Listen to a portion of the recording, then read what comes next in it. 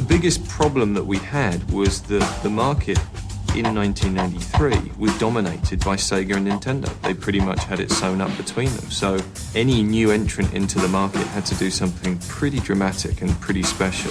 Sure, we had the system, sure, we had the hardware, but it doesn't mean anything unless you have games. Nintendo already had Miyamoto, and he was a genius. Sega, they already had their arcade games, but Sony, what do they have? They don't have a genius developer or arcade games they're making, so they had to find software somewhere. We knew that in order to be successful, we had to capture the hearts and minds of the developers and the publishers equally. So what they did was they went on a very aggressive campaign to all the developers to... If Sony had not brought hardware to the video game industry, I think the industry would be a lot smaller than it is right now. Enough to really differentiate this system and show that it was a 3D-based system, and it really blew everybody away.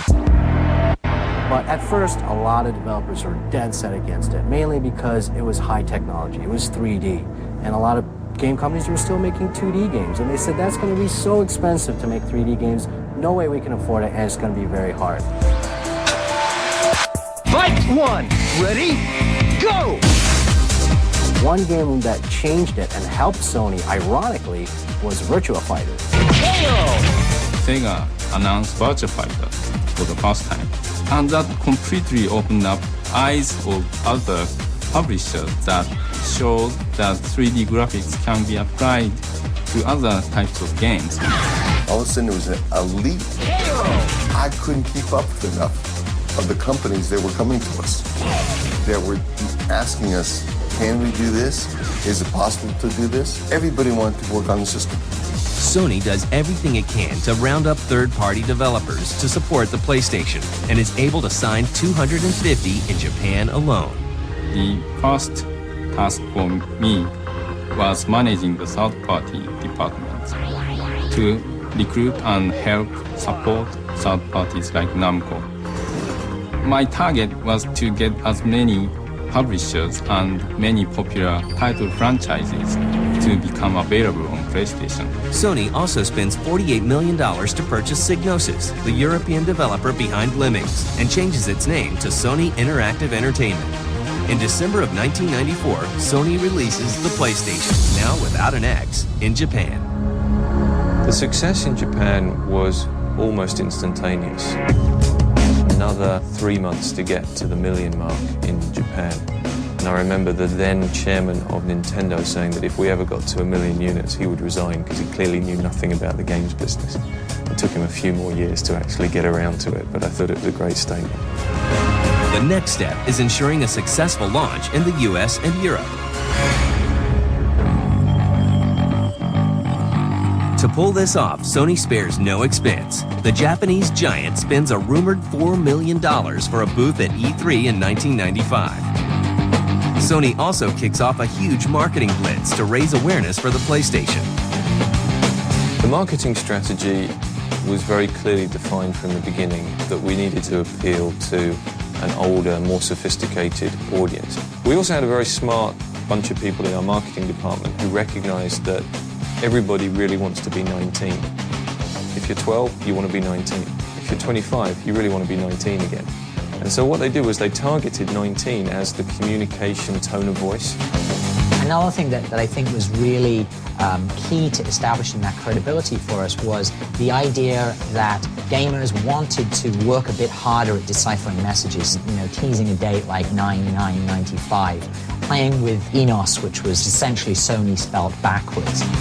Sony was saying games are a lifestyle, and we're going to promote and work it from a lifestyle perspective. We very deliberately stayed away from making SONY, the Sony brand, a big part of the communications message. The initial tagline of "You are not ready" was the first big step that we took in saying, this is not your parents' Sony brand.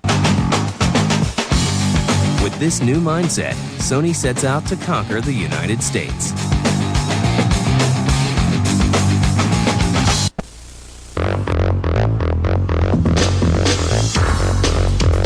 After a nationwide marketing blitz unlike any other, Sony launches the PlayStation in the United States on September 9th, 1995. The first day, September 9th, I felt really like, oh, we did it. But it was not really a huge amount of numbers in the first year. It's like only 800,000 units. The initial launch of the PlayStation was a real happy day for me. It just was overwhelming. For a relatively unknown company, at least in the video game business, to get that kind of enthusiasm from day one. The original PlayStation, I think, really touched a nerve. I think part of that was down to the product itself. It's a great hardware device, and they lined up some great software. And I'd like to think we did some nice marketing as well. The controller of the PlayStation, it's unbelievable. It's just perfect. The PlayStation picks up more and more sales thanks to powerful hardware and a collection of exclusive games and other hits. We had Ridge Racer as a driving game. Okay, the final lap. Hang in there. So we had a driving game, and then I wanted a fighting game. So when I went out and hunted for that, I found Toshinden. And if you look at the sexiness and the appeal of what Toshinden was about as a fighting game, it was fabulous. It was a major, major hit. In 1996, we came out and launched Crash Bandicoot. Crash Bandicoot was a terrific launch title. Defined PlayStation as a platform. And it was about a year or so after the launch of PlayStation. One of the executives at Squaresoft said he's going to make Final Fantasy on PlayStation.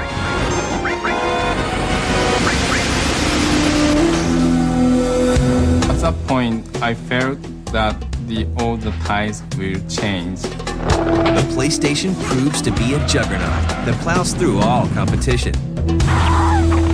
The Saturn launched before PlayStation in 1995, which was the wrong time to launch.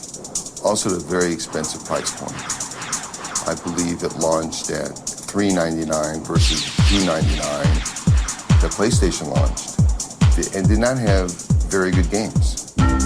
But it was around Thanksgiving and going into the holiday of 1995 where we started getting reports that the retailers were just not going to have enough PlayStation units to last them through the holiday selling season. It really turned into a feeding frenzy.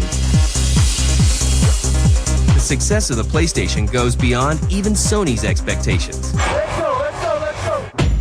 Eventually, the success of the PS2 kind of brought the PS1 era to a close. The PlayStation has changed the world of gaming as we know it. If Sony had not brought hardware to the video game industry, I think the industry would be a lot smaller than it is right now. Before the original PlayStation came out, the media perception of the video game business was that it's basically a toy for kids. But we saw the PlayStation as not really a platform of entertainment for kids, but really an interactive entertainment platform for everybody. Sony revolutionized the industry with the PlayStation. It's that simple. They started off as an underdog, and in 10 years have managed to own over half the market, and that's just incredible. There are now over 35 million PlayStation 1 machines in the US and Canada combined, which puts us at an unbelievable household penetration rate compared to other game systems. And I think for many consumers, PlayStation equaled gaming. Today, Sony remains number one. The PlayStation successor, the PlayStation 2, has shipped more than 90 million units worldwide and is still going strong. Sony is moving into the portable gaming market with the PSP, while the next generation PlayStation 3 is just around the corner. Ladies and gentlemen, please give a warm welcome to the father of the PlayStation, Ken Kutaragi. And the man that started it all is still at the helm, ready for the next challenge. And now, I have the final and the biggest announcement. Ken Kutaragi is a man who has years in advance plotted out in his head and has an amazing vision of where he wants video games to go. Ken is really the father of the PlayStation. He always believed PlayStation would be number one. You know what? I have to applaud him. He was right.